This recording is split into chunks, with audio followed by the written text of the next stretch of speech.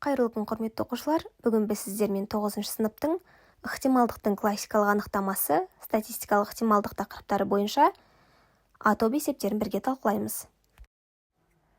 Алғашқы есеп ойын сүйегін лақтырған кезде 1-ден 6-ға дейінгі сандар түседі.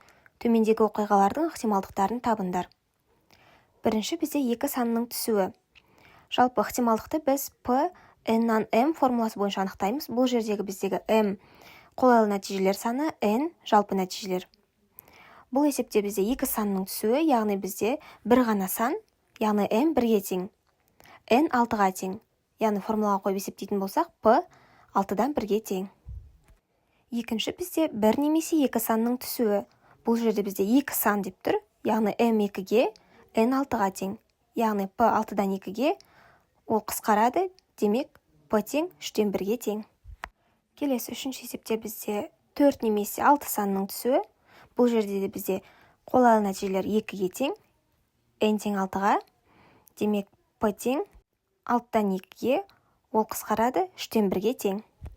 Төртінші бізде жұп санның түсуі. Яғни 1-ден 6-ға дейін бізде 2, 4, 6 деген 3 жұп сан бар, яғни M тең 3-ге, N тең 6-ға, демек P тең 3 бөлінген 6-ға, ол тең 2-ден 1-ге. Келесі 31 екінші есеп. Қорапшада 2 ақ және 5 қызыл шар бар. Бірінші бізде ақ, екінші қызыл және үшінші жасыл шар болуының ықтималдығын тап.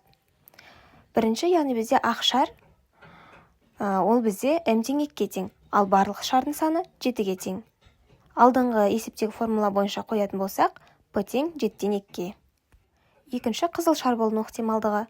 Жалпы бізде 5 қызыл шар берілген, яғни M тең 5-ге. Барлық шардың саны 7-ге тең, демек P тең 7-ден 5-ге.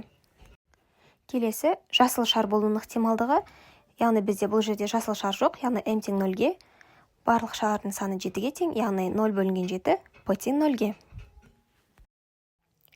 31 екінші есептің екіншісі. Қорапшада 4 қызыл және 7 көк шар бар. Бірінші қызыл, екінші ақ емес және үшінші көк болуының ықтималдығын тап. Яғни бірінші бізде қызыл.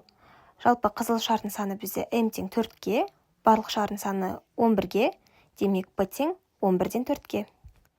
Келесі бізде ақ емес шар. Жалпы бұл жерде бізде ақ емес барлығы 11 шар бар, барлық шардың саны 11-ге тең, демек P тең 11-ден 11-ге, ол тең 1-ге.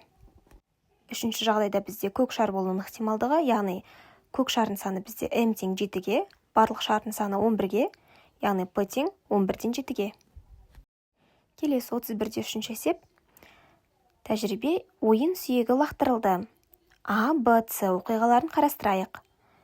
А, яғни ойын сүйегінің жоғарғы жағындағы сан 12-ге бөлінеді. Б, ойын сүйегінің жоғарғы жағындағы сан 2-ге тең. С, ойын сүйегінің жоғарғы жағындағы сан 2-ге бөлінеді. Төмендегі тұжырымдардың қайсысы дұрыс?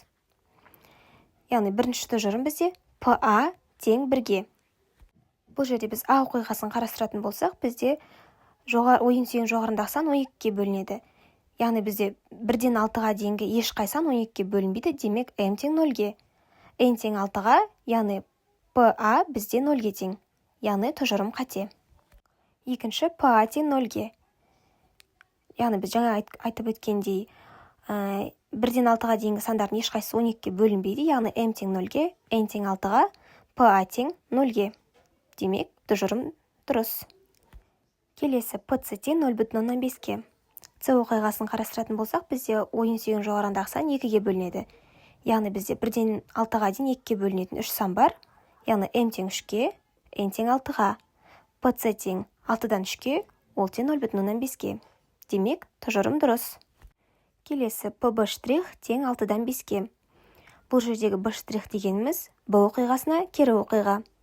Б оқиғасын қарайтын болсақ, ойын сүйегінің жоғарғы жағындағы сан 2-ге тең.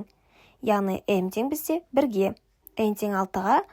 Енді PB штрихтің формуласын жаза кетейік. Ол бізде N минус M бөлінген N.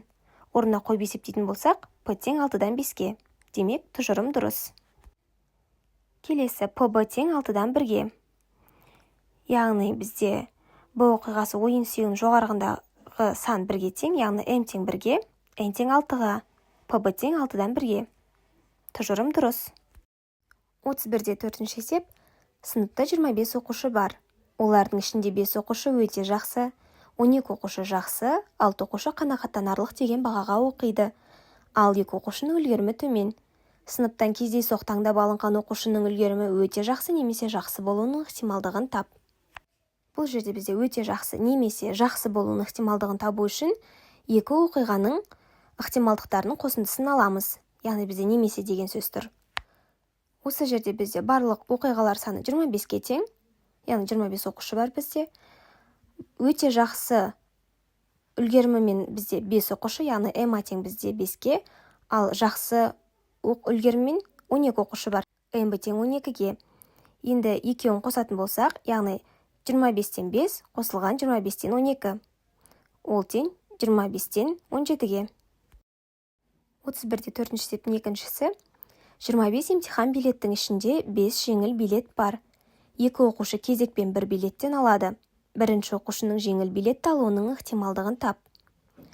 Жалпы бізде жеңіл билеттің саны 5-ке тең, яғни m тең 5-ке, ал жалпы бізде 25 билет бар, n тең 25-ке. Демек, p тең 25-тен 5-ке, ол тең 5-тен 1-ге. 31-де 5-ші есеп. Ойын сүйегі лақтырылды.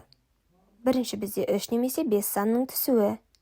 Екінші 6 немесе 5 санының түсуі. Үшінші 7 санының түсуі ықтималдығын тап. Бірінші бізде 3 немесе 5 санының түсуі. Яғни бізде барлығы 6 оқиға бар. Біз 3 немесе 5 санның түсуін табу үшін екі ықтималдықтың қосындысын аламыз. Яғни бізде немесе деген сөз тұр.